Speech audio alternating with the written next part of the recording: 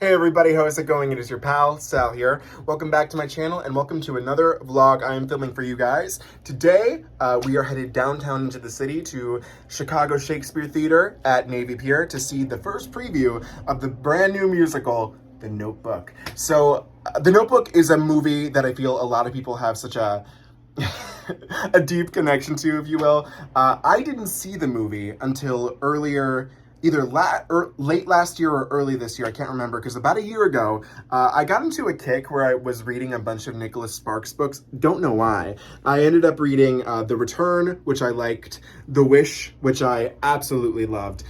It took place on an island I've been to called Ocracoke, and I was like, I love it. And then after those two, I ended up reading The Notebook, because I was like, let's read the book before I see the movie.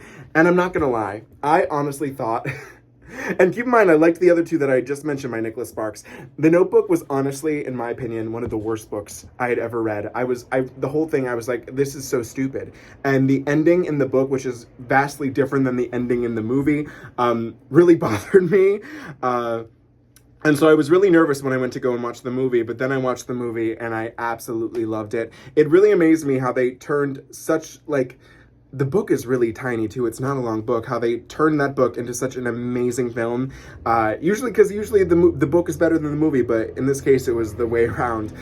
So I'm curious to see how this musical adapts both the book and the movie. I've read, or I think I saw that each of the two characters are played by 3 different actors to go through their 3 different generations, which is really interesting. I'm excited to see that. And I'm also really excited to go to the Chicago Shakespeare Theatre because I've never been there before. I've seen it, I've looked at it, but I've never been in to see an actual show.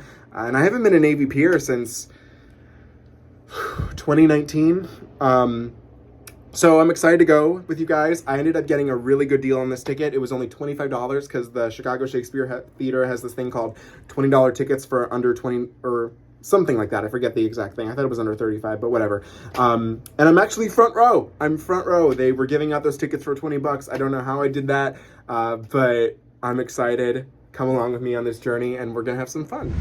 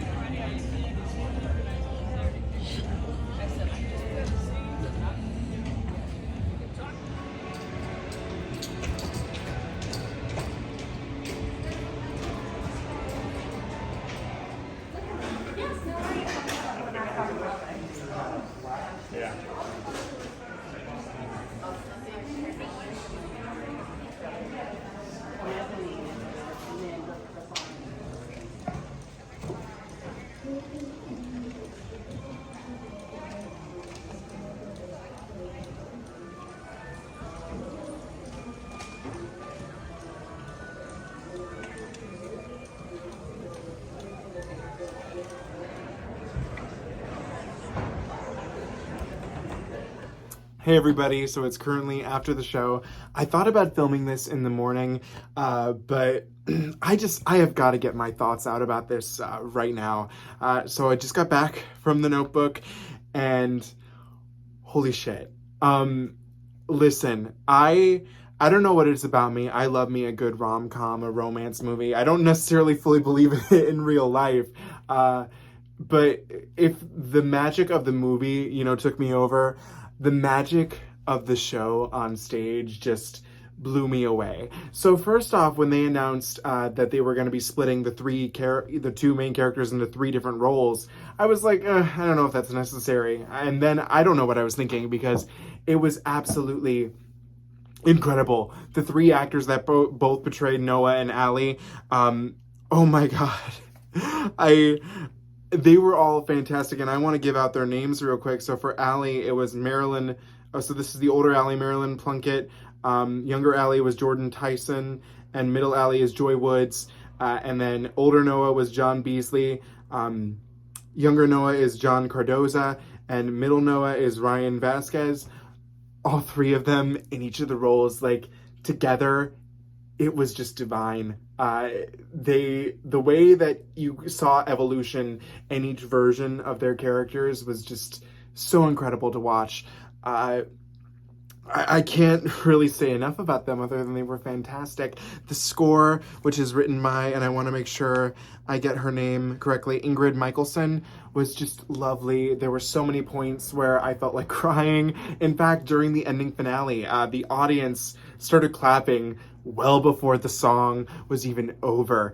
And it was amazing too, because you could, during the last scene, you know, where he goes into her room and he remembers her, or she remembers him, the sobbing that you could hear throughout the entire theater was just like, you're hearing everybody just like ugly cry, and it was honestly such a beautiful moment. And one of my favorite things I think that the show did is that if you've read the book like I have, which remember I did not really like the book, in the ending of the book, Noah goes into her room and she remembers him and they have sex. That's how the book ends, and it's a very awkward ending because it just makes you question if someone with Alzheimer's has the ability to consent to do that.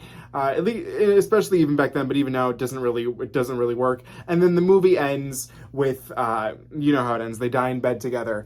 And I remember when I watched it, I was like, okay, that's a better ending. But I'm like, what did he die of? How did he die? Like, how did they both coincidentally die at the same time?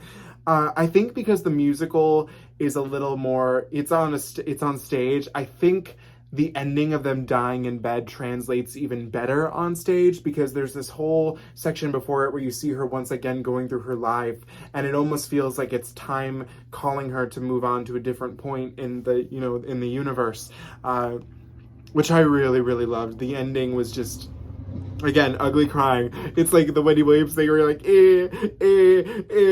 and then you wish you had the Q-tip, but you don't. And it's so great. The set, which I don't know if I can pull it out real quick, who designed it. I don't know. But it was lovely. It rained. Well, first of all, there's a pool in the front of the stage, which is where originally I thought the orchestra was. But no, it's a full-ass pool. And then the infamous, you know, kiss in the rain. It rains, like, completely. And that was just, it was, who doesn't love rain on stage? So in terms of, I also want to give a shout out to Yassmin Alers. It seems that Andréa Burns who was usually going to be normally playing the mother and the nurse, was out, which is interesting for our first preview. I'm going to assume it was COVID-19 related. So Yassmin had to step into the role, and she slayed the scene. I loved her. I loved everybody in this show. It was good. If I'm going to give out a couple of, like, criticisms. Again, this is a first preview, but for a first preview, you would have never guessed it. The only thing that I could really truly say is there's one song where Allie goes into about why she paints, but it felt like I didn't feel like there was good dialogue that led up to it to, like, make me. It was just kind of like we were in the talking, and then all of a sudden we were singing about something that just didn't seem to be related to the subject at the moment. I think throughout the show, there's a couple of spots where, you know, there could be a little bit better character development. But it's really slight because it's really working right now so far. They just got to really fine tune and just add a couple of small things to it. And I think that it'll be perfect. And then the other thing that I will say, and this is, I don't know how they could fix it, but so when it has the big rain scene, you know, it's like amazing and great. And then about 3 minutes pass of like another scene, and then there's like a transition. But you are sitting there for at least a good 45 seconds watching the stage crew clean the stage from all the water. And it just felt a little awkward because with the lighting, you could see them so well. And you're like, okay, we were kind of taken out of the show watching the stage crew, like, because they have to find a way to get that water off the stage. So I totally get that. I think they could make it a little darker. I don't know if that makes it a little more, like, harder for the stage crew.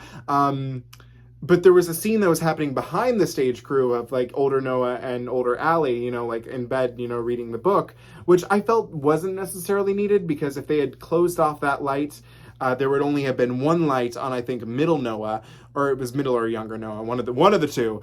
And if I think that light was just on him, I think that would have made that transition a little better, because that took me out of the show a little bit. I can't lie. I understand that they have to find a way to get that water off the stage, and I don't know. I think that could just be one thing. But other than that, that's all I got, man. I was like feeling, again, feeling the teary eyes. Is there anything else I can say? One thing I did notice in comparison to the movie is that they definitely don't give Lon a lot of material. Lon is he's kind of like a thankless character in the movie, but James Marsden, you know, is there, so they use him. Omar Lopez-Cepero doesn't get a whole lot to do, but I don't think that Lon should be expanded upon. Again, he's kind of a throwaway character, so it's like, what do you truly do with that? What else? What else is there to talk about? Oh, I will say one other thing, and I don't remember if this was in the movie or not, but they added a character of a physical therapist who was played by Liam O, and he is just, he's like, you know, trying to get, you know, physical therapy for, oh my God, what's his name? I'm blanking, Noah. But Noah's like, I don't have time. And then in the second act, when Noah is like, has the stroke and, you know, no one can read the book to Allie, Finn offers to read the book, and he like reads the book, and it leads to some actually cute comedic moments. And I was like, that's a cool, I don't remember if that was in the movie or not. I only saw the movie once, and it was almost a year ago, so I can't, you know, quote on that. Again, to the actresses, I have to say, I think my favorite, John Beasley as Older Noah, was just so fantastic. The pain you could feel in his voice and in his performance was lovely. I really, really loved Joy Woods as Middle Allie. She got some great songs. Oh, and this is the other thing that I really liked that they did. They updated the setting. So originally, I think the movie takes place in like the 30s, 40s, and then, you know, like early 2000s. So they moved everything up a bit. So now the younger characters they're living in the 60s, and then it transitions into the 70s, which leads to some adorable, I think that's probably why Joy Woods was my favorite character, because she got the best costumes, which led to some adorable 70s costumes, and I was like, yes, queen. So I loved that. All in all, I was very thrilled. It's really funny because, you know, I just spent the entire last month, I saw the Devil Wears Prada pre-Broadway tryout, and you could definitely tell that the score was just so half-assed by Elton John. And with this score by Ingrid Michaelson, it was just so refreshing to see a composer like put their heart and soul into something and to make something so beautiful. And I could tell I'm really hoping the best for the show. They haven't really advertised this as a pre-Broadway tryout. I really think it could work really well. I mean, the title alone is going to sell it, and the fact that the material is really good just says something about that too. But I definitely felt the energy in the audience tonight. Everybody really, really liked it from what I gather. I was hearing so much crying around me, and it was fabulous. And it's really funny too, is that on the way out, they were like filming stuff for like, you know, promo for the, for like to like air on the internet and, you know, on TV and stuff, I assume. And I thought about stopping to like say something, but I was like, I can't condense my feelings into like a quick, like, you know, slogan saying for the video. I had to like let it out all on here. Yeah, this was so good. It was so good. I have got to see it again. I was blown away. I really was. It's such it's a very melodramatic story, but it works. There's a reason why people like this movie. There's a reason why some people, not necessarily me, enjoyed the book. There's a very nice story in there that I think a lot of people can find connections to. If anything, that I think the musical does even better than the book and the movie.